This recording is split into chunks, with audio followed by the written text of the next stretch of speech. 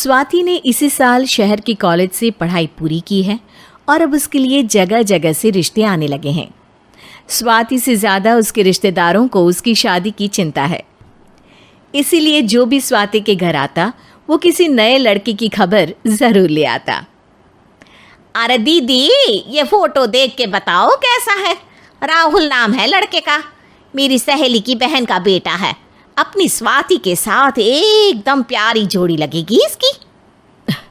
ज़रा दिखाना, फ़ोटो तो बढ़िया लग रहा है।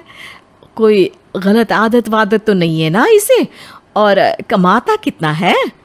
अरे कोई गलत आदत नहीं है दीदी, आप कहो तो एक मीटिंग करवा देती हूँ, फिर सब कुछ फाइनल कर लेना। हाँ हाँ, ये सही कह रही हो तुम। संडे को स्वाति के पापा भी घर पे ही रहेंगे। बुआ फिर वहाँ से चली जाती है और रात को स्वाति की माँ उससे कहती है, स्वाति बेटा, आज कमला बुआ ने एक लड़के की फ़ोटो दिखाई है। संडे को वो लोग मिलने आ रहे हैं, तैयार हो ना तुम बेटा। अरे मम्मी, आप कहाँ कमला बुआ के चक्कर में आ जाती हो? अभी इतनी जल्दी कोई शादी वादी नहीं करनी है मुझे। अरे बेटा, अच्छा लड़का है, बुआ जानती है उसे अच्छे से। हाँ स्वाति बेटा, एक बार मिल तो लो, बाद में देखेंगे आगे क्या करना है। वैसे तो कमला रिश्ता लाई है तो मना करने का तो कोई सवाल ही नहीं उठता। संडे की सुबह होती है और कमला बुआ राहुल और उसके मम्मी पापा को लेकर स्वाति के घर आती है। अरे आइए आइए भाभी, इसे अपना ही घर समझिए। इनसे मिलिए, ये मेरे भैया और ये मेरी भाभी हैं। नमस्ते भाभी जी, ये है हमारा लड़का राहुल, सरकारी नौकरी की तैयारी कर रहा है ये। वैसे आपकी बेटी कहाँ है? अरे स्वाति बेटा, बाहर आ जाओ। वैसे कितनी पढ़ाई की है स्वाति ने? जी, पोस्ट ग्रेजुएट है हमारी बेटी साइंस में। ये सब तो ठीक है, पर घर संभालना जानती है या नहीं? हमें कौन सी इससे नौकरी करवानी है, नौकरी तो मेरा बेटा करेगा ही। पर मैंने इतनी पढ़ाई की है और आप चाहती हैं कि मैं घर पर ही बैठी रहूं? अरे स्वाति बेटा, ये बड़ों की बात में तुम कहाँ बोल पड़ी? हम सब देख लेंगे क्या करना है क्या नहीं। हम तो इसी बात में विश्वास करते हैं कि घर के लड़के घर में ही रहे तो ज़्यादा अच्छा रहता है। वरना भाई साहब, आप तो आजकल के हाल जानते ही हैं, कितनी घटनाएं होने लगी हैं औरतों के खिलाफ।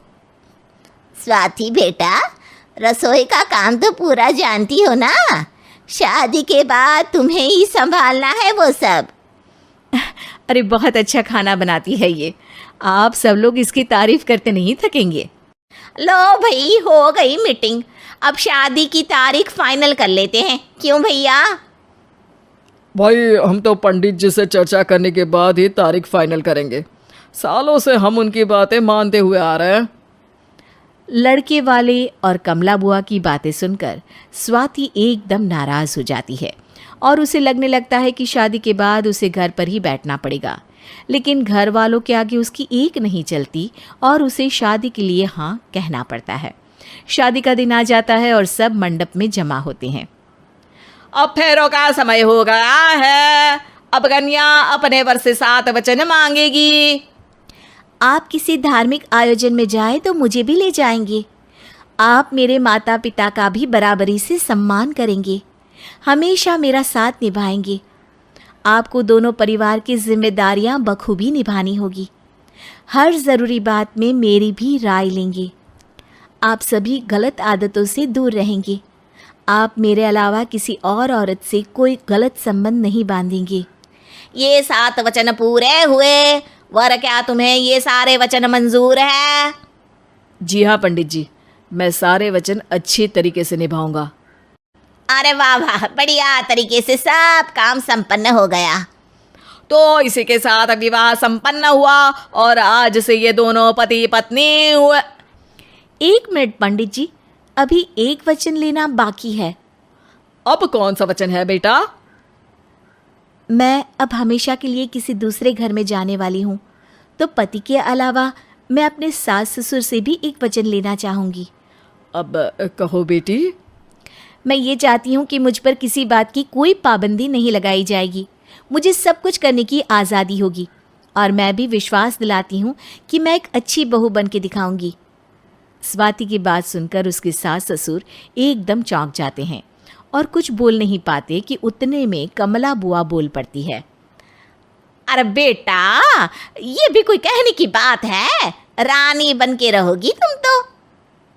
वचन देने से पहले सोच लीजिए, क्योंकि शास्त्रों में वचन ना निभाने वालों के लिए नरक से भी बदतर सजा लिखी है।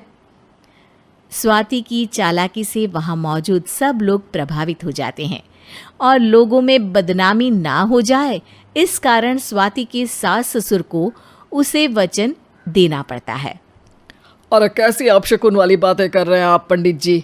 हमें मंजूर है बेटा तुम्हारी शर्त। स्वाति अपनी समझदारी से अपनी बात अपने ससुराल वालों से मनवा लेती है और खुशी खुशी राहुल से शादी कर लेती है। अब से हर शादी में मैं खुद 8 वचन दिलवाऊंगा। ओम मंगलम मंगलम मंगलम।